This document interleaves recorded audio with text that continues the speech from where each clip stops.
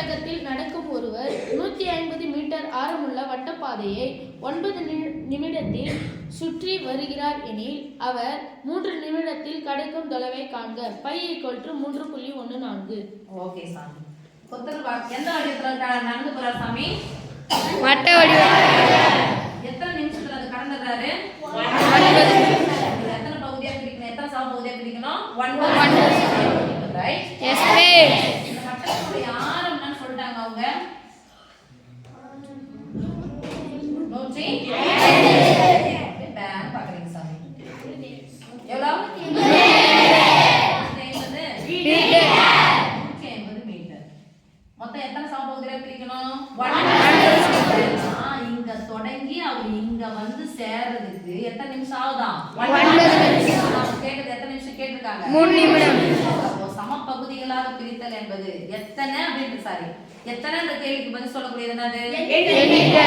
எண்ணிக்கை வந்து 9 நிமிஷத்துல அவர் வந்துறாரு. ஆனா இப்ப எத்தனை நிமிஷம் மட்டும் தான் அவங்க கேக்குறாங்க? 3 நிமிஷம். இப்போ அங்க 1 2 3 4 5 6 அது கம்மி ஆயிடுச்சு வேற.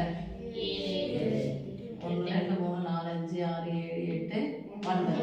இப்போ இதுல 3 நிமிஷத்துல எவ்வளவு தூரம் கடப்பாருன்னு கேட்டாங்க. மொத்தம் 9 நிமிஷத்துல அங்க வந்து சேர்ந்துறாரு. 1 2 3 இங்க வரைக்கும் கடக்கிறதுக்கு ஒரு எவ்வளவு தூரம் தேவை? இங்க பாருங்க, இத பாத்தீங்கன்னா உங்களுக்கு என்ன இது பேர் என்ன சொல்லுவோம்? வட்டக்கோண பகுதியின் சுற்றளவு. வட்டக்கோண பகுதியின் சுற்றளவு. நாம போயிடலாமா? எதனுடைய சுற்றளவிலிருந்து இருக்கணும்? வட்டக்கோண பகுதியின் சுற்றளவு.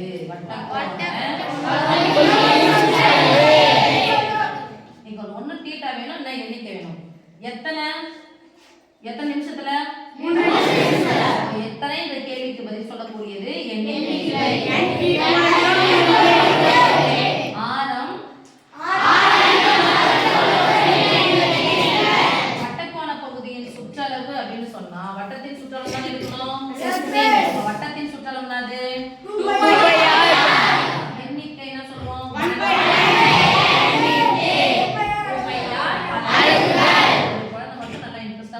மத்தவங்கலாம் இன்ட்ரெஸ்ட் குறைஞ்சிச்சு ரைட்? 1 n க்கு பதிலா